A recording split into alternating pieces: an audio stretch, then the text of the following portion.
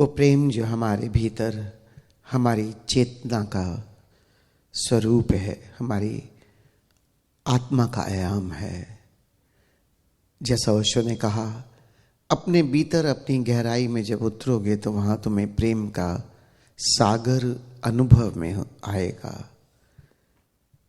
कल एक मित्र ने पूछा कि आप अनकंडीशनल प्रेम की बात करते हैं, आप दिव्य प्रेम की बात करते हैं, लेकिन बहुत जगह मुझे ऐसा लगता है कि जब मैं अनकंडीशनल प्रेम में जीता हूं तो सारी दुनिया मुझे एक्सप्लॉइट करती है। हर कोई मेरे होने का फायदा उठाना चाहता है, हर कोई मेरे प्रेम का मिसयूज करता है। पहली बात मैंने उससे कहा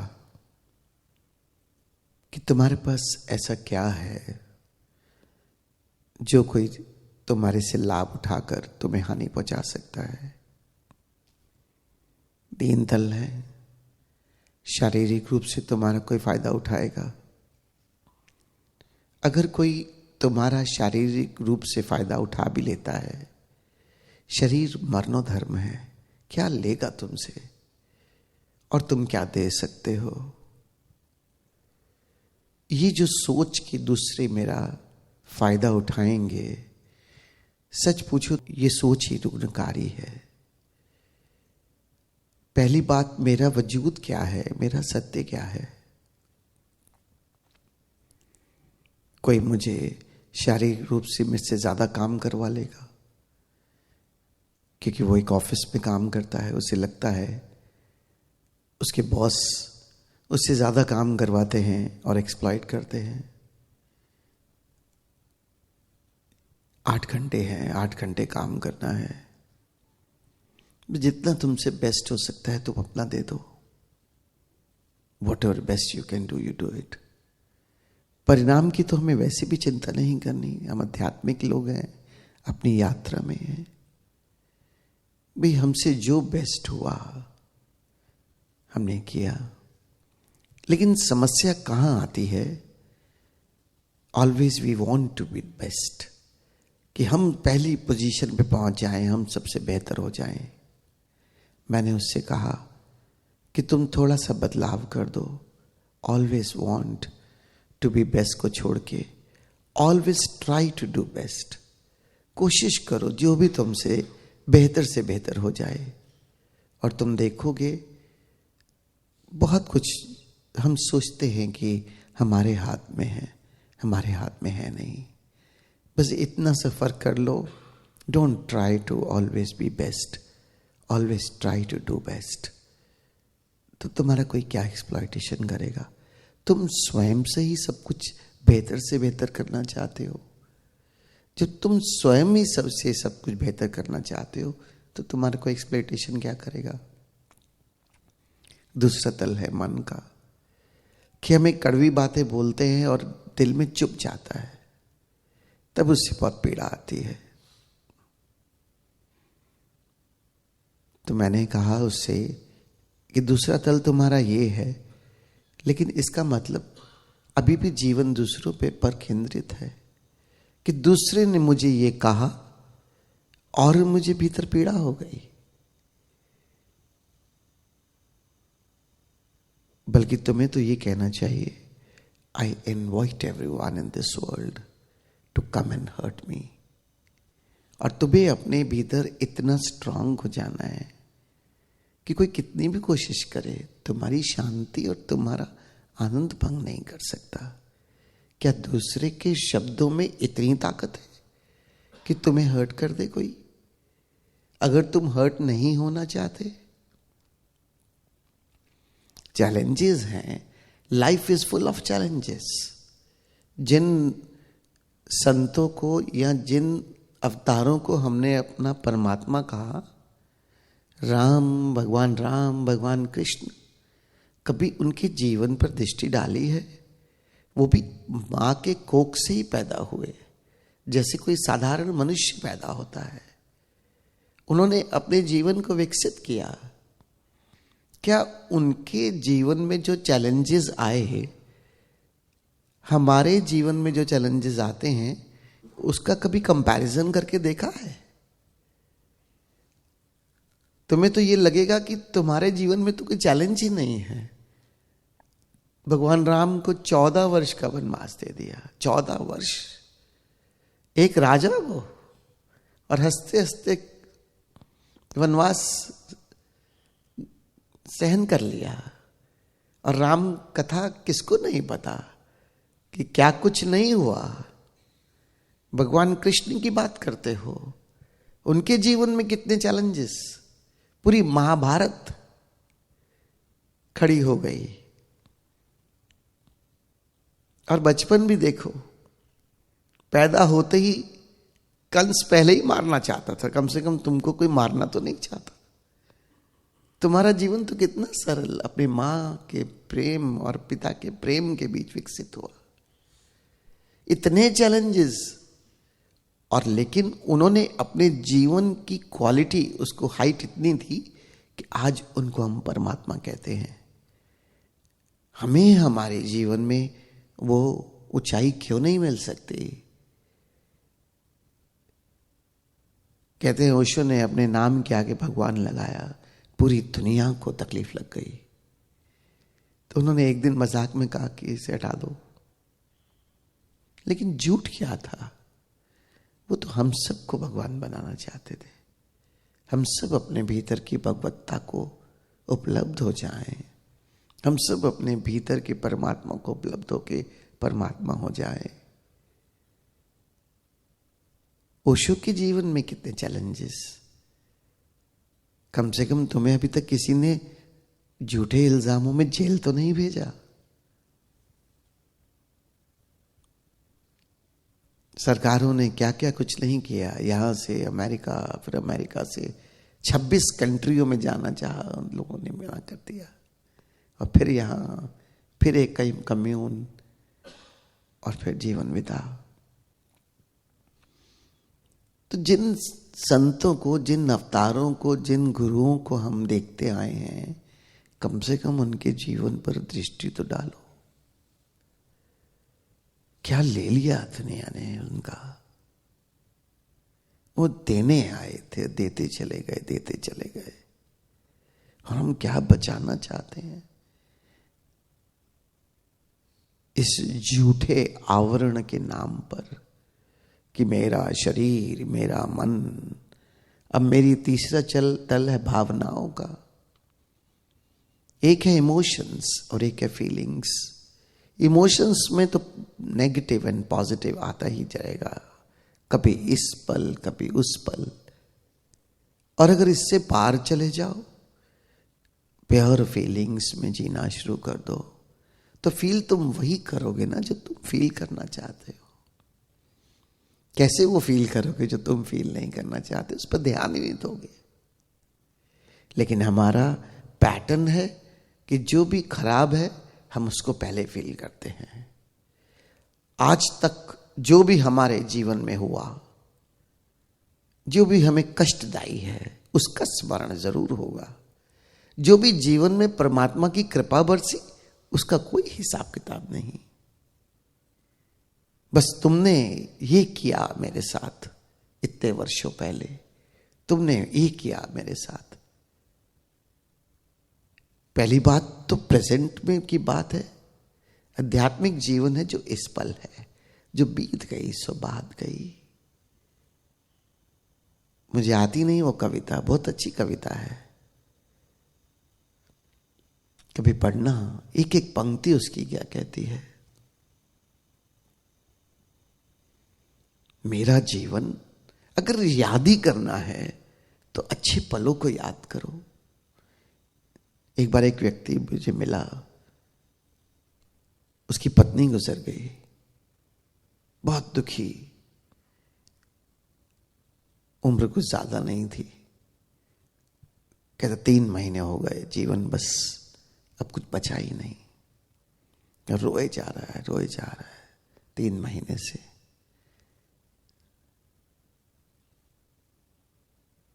तब बोला कि मेरे साथ ऐसा क्यों हुआ? तो मैं उसका लंबा उत्तर देकर आपका समय तो नहीं खराब करूंगा, लेकिन मैंने उसे अंत में एक ही बात कही, तुम अपनी पत्नी को याद ही करना चाहते हो तो दुखी होकर क्यों याद कर रहे हो? परमात्मा ने तुम्हारे साथ कोई व्यक्ति इतने वर्ष तक दिया जिसके साथ तुमने इतना अच्छा समय बिताया, क्या उसके लिए अहोभाव से नहीं बढ़ सकते? क्या फर्क पड़ता कोई 10 साल बाद मरता या 10 साल पहले? क्या फर्क पड़ेगा कि अगर मैं 100 साल जिंदा रहूं या 60 साल रहूं या 70 साल रहूं या कल विदा हो जाऊं? फर्क इस बात से पड़ता है कि जितना मेरे पास जीवन है उसे मैं जीता कैसे हूं, मेरे जीवन की गुणवत्ता क्या है, मेरे जीवन की क्वालिटी क्या है। जाना तो है ही एक दिन, हाउ इट मैटर्स।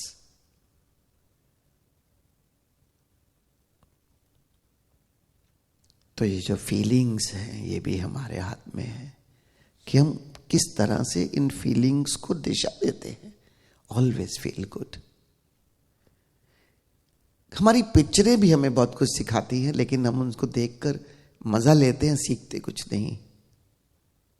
एक पिक्चर आई थी 3 इडियट्स, शायद ही कोई होगा भारत में जिसने ना देखी हो, और उसमें एक कितनी पॉजिटिव संकल्पना, all is well, all is well, all is well. क्या हमने अपने जीवन में इसे कभी महसूस किया है कि जो भी हो रहा है ऑल इज वेल? नहीं। ऐसा क्यों हुआ, ऐसा क्यों होता है? बस सिर्फ और सिर्फ चैलेंजेस और पीड़ाओं का हिसाब है हम पे। जीवन में इतना समृद्ध जीवन हमें मिला है, इतना कुछ हमारे साथ परमात्मा की कृपा से हुआ है। मैं कहता हूं कुछ ना हुआ हो और इस पल परमात्मा ने हमें परमात्मा की अनुभूति करने को दे दी, गुरु का सानिध्य दे दिया। पूरा जीवन का दुख और चैलेंजेस एक तरफ, और ये जो घटना है गुरु के सानिध्य में बैठकर अपने भीतर के परमात्मा को महसूस करने की, इसका पलड़ा फिर भी बहुत भारी है। बात है कि अपनी दृष्टि की, तुम्हारी दृष्टि डलती कहां है?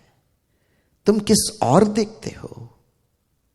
दिव्य प्रेम की अनुभूति भीतर जो है सो है, लेकिन अपनी दृष्टि को ठीक तरह से देखना भी सीखो। तुम कहते हो कि तुम्हें किसी ने एक्सप्लॉइट कर लिया, तुम्हारे पास है ही क्या जो तुम किसी को दे सकते हो? पैसा ले जाएगा कोई, शरीर की क्रियाएं ज्यादा करा लेगा, तुम्हारे इमोशंस से खेलने की कोशिश करेगा। क्या तुम्हारे अंदर आज इतना ज्ञान और इतना अनुभव नहीं हुआ कि तुम्हें कैसे इन चीजों से प्रभावित नहीं होना? तो अध्यात्म को ठीक तरह से समझो पहले करने से। अध्यात्म है क्या? किस लिए ध्यान, किस लिए समाधि, किस लिए होशपूर्ण जीवन? प्रेम क्या है, करुणा क्या है? अगर इन्हें ही नहीं समझोगे तो ध्यान करने से होगा क्या? जाग जाओ। लेकिन इसके साथ साथ मैं एक बात के लिए और आपसे निवेदन करता हूं। एक बात याद रखना, जिसने स्वयं को प्रेम नहीं किया उसने किसी को प्रेम नहीं किया। पहले अपने आप से प्रेम करना सीखो, और अपने आप से प्रेम करने का अर्थ स्वार्थी होना नहीं है। एक चीज है जो तुम्हें बचानी चाहिए, वो है अपना अंतर्दम, जिसकी रक्षा करनी चाहिए। कि अगर फिर भी कुछ जीवन में ऐसा घटता चला जाता है जो निरंतर उस वातावरण में तुम्हें इस तरह से जीने दे रहा है कि तुम अपने साथ जुड़ भी ना पाओ, अपने भीतर प्रवेश भी ना कर पाओ, अपने भीतर अपने शांति और अपने आनंद को अनुभव भी ना कर पाओ, तब छोड़ देना उस जगह को।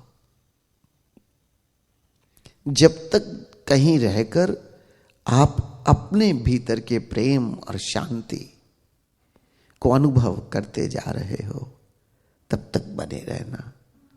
तब तक तुम्हारी कोई एक्सप्लॉयटेशन नहीं कर सकता। लेकिन अगर देखो कि अब इसमें भी बाधा पड़ रही है, तब सोचना कि क्या अब कोई और दिशा के बारे में सोचा जाए। हम लोग थे किसी एक जगह पर, वहां से छोड़ दिया। बहुत लोगों ने पूछा क्यों, क्या हुआ, कोई उत्तर नहीं, बस बदल दिया। जवाब देने की भी आवश्यकता नहीं, बात भी किससे करोगे, समझेगा कौन, और जो समझता है उसको वैसे ही समझाने की आवश्यकता नहीं। अपने अंतरतम को बचाना, जहां तुम अपने अंतरतम को बचा न सको, तब देखना कि अब मुझे क्या अल्टरनेट करना है। उससे पहले कभी संसार में किसी चीज को मत बदलना। ओशो कहते हैं मनस्थिति बदलो, परिस्थिति नहीं। जगह बदलने से भी कुछ नहीं होगा,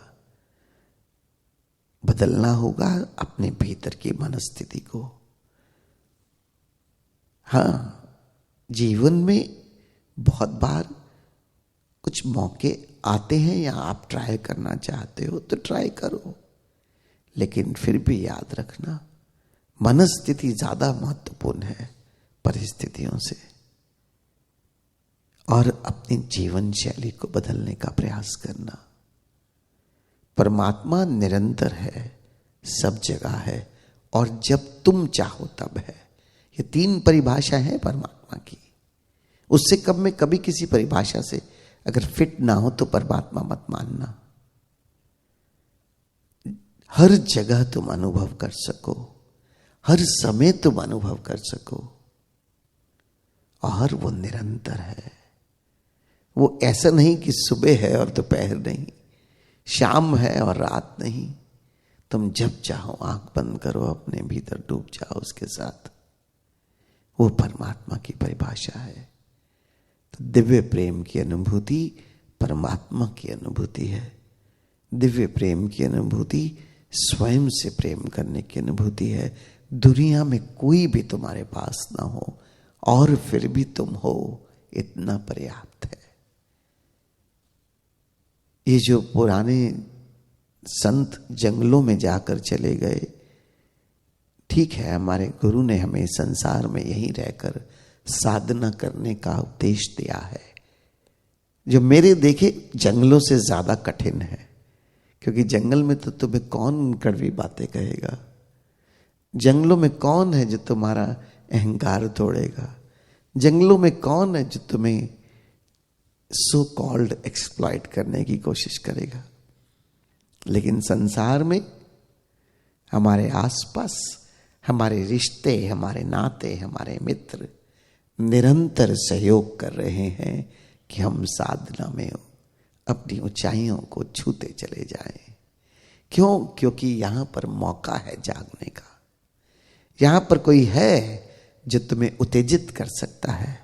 यहां पर कोई है जो सो कॉल्ड तुम्हें एक्सप्लॉइट कर सकता है। यहां पर कोई है जो तुम भाषा समझते हो कि तुम्हें कष्ट दे सकता है, तुम्हें हर्ट कर सकता है। और उसके अंदर रहकर तुम जितना ग्रो कर सकते हो उतना तुम जंगलों में ग्रो नहीं कर सकते।